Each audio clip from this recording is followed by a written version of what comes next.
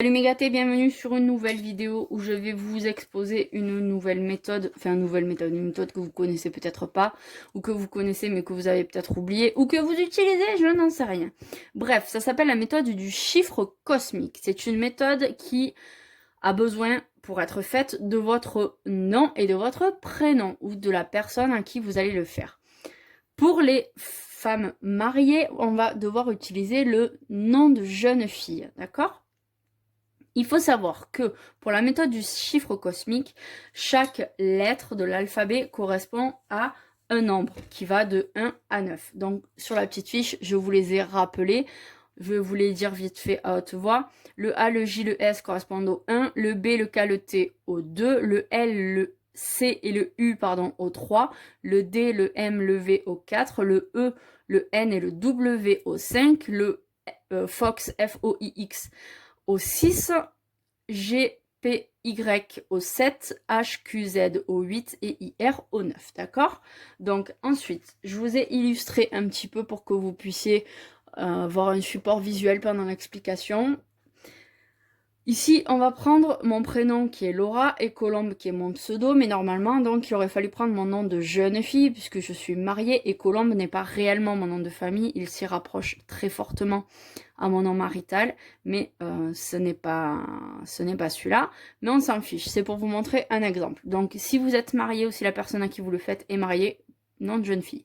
Donc, Laura, ici, j'ai, comment on dit, je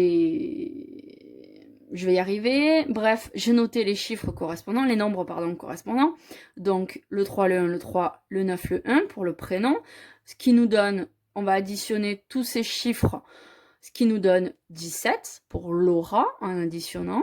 Et pour Colombe, j'ai additionné aussi tous les nombres. Donc, c'est une méthode qu'il faudra toujours faire avec un papier, un stylo et éventuellement une calculatrice. Et même, je dirais même plus, sûrement avec une calculatrice pour être sûr de ne pas vous tromper, parce que si vous vous trompez, eh bien vous allez vous tromper sur toute la ligne au moment du tirage, donc c'est très important de calculer correctement.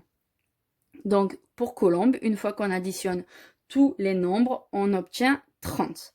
Maintenant, hop, je vous explique.